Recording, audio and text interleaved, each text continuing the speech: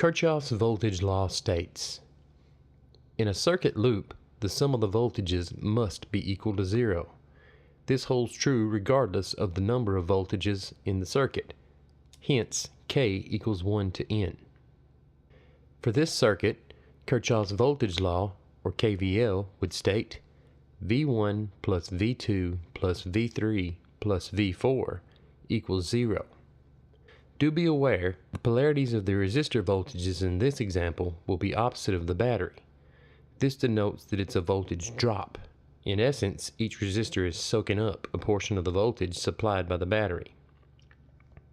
Example: if we add some values to our example circuit, we could be presented with this. As this circuit is, we have all voltages with the exception of one unknown voltage, V4. Using KVL, this is simple to calculate. 9 volts for the battery, minus 3 volts, minus 2 volts, which are the two resistors we know the voltages of, minus V4 equals 0. Using a little algebra, V4 equals 9 volts minus 3 volts minus 2 volts, then V4 equals 4 volts. Right. Let's talk about some of the generics, as it were, and one of the grand things that Kirchoff's voltage law brings us. So let's say we have a generic circuit here. Battery, V0 we'll call it. Resistor. Another resistor. And another resistor. We'll call this one R1. We'll call this one R2. And we'll call this one R3. They have no values.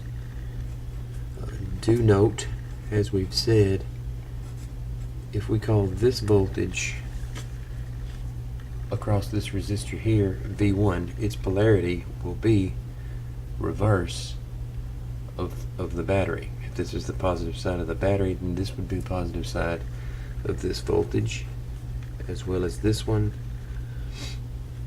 as well as this one. So we'll call this one V1, this one V2, and this one V3.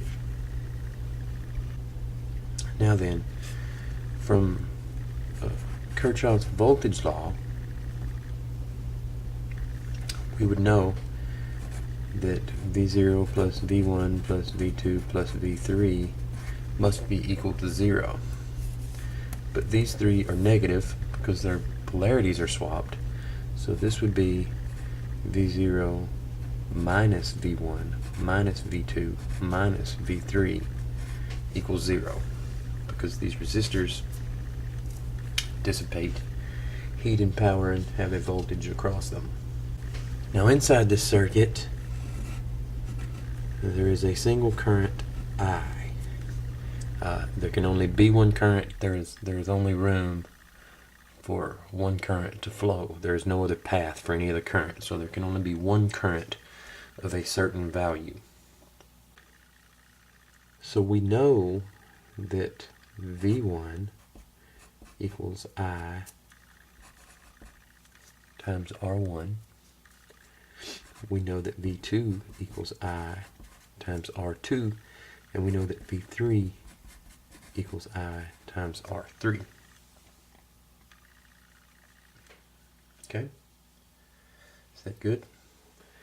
Now if we take this equation here and use algebra to rearrange it, we will have V0 equals V1 plus V2 plus V3. Just move these over to this other side, get rid of the negative sign. Then if we substitute what we just calculated for V1, we'll have IR1. For V2, we'll have IR2. And for V3, we will have IR3. Then, if we factor, we can factor that I out and have R1 plus R2 plus R3. Now, this term here is the total resistance of this circuit. Basically what we've done is we have derived the formula to calculate total resistance for series resistors by using Kirchoff's voltage law, KVL. For these resistors in series, if you'll note, they're oriented nose to tail as it were, with nothing in between and no other junction with any other components in between. These three are series connectors. If you can't see that they're oriented in such a fashion, if I were to redraw it here for you, it's horrible, but you get the idea. If this is R1, R2, and R3, this is the same. This circuit is the same as this circuit. So, if you have two resistors, let's say a 10 ohm and a 40 ohm, in series, that would be equal to one resistor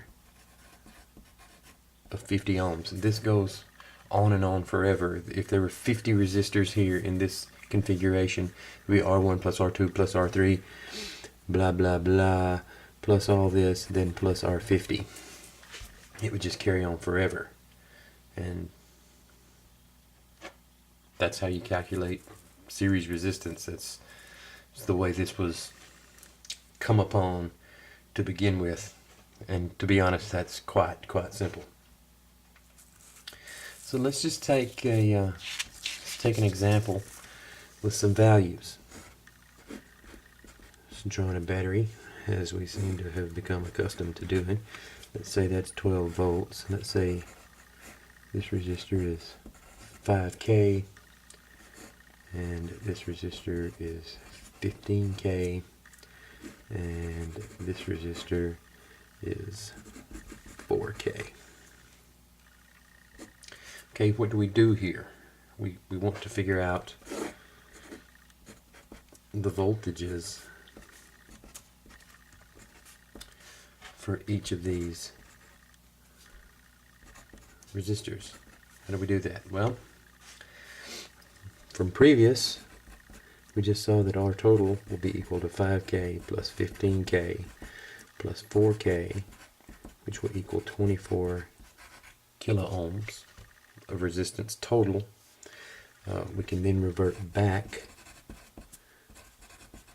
to Ohm's law, saying V equals IR, which would be 12 volts equals I times 24 K ohms, which would be I equals 12 divided by 24,000, which will be 0.0005 amps, which equals 0.5 milliamps.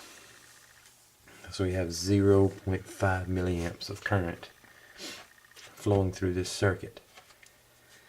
At that point, we can simply multiply to find V1, which will equal IR1, which will equal 0.0005 amps times 5,000 ohms, and that will give us 2.5 volts.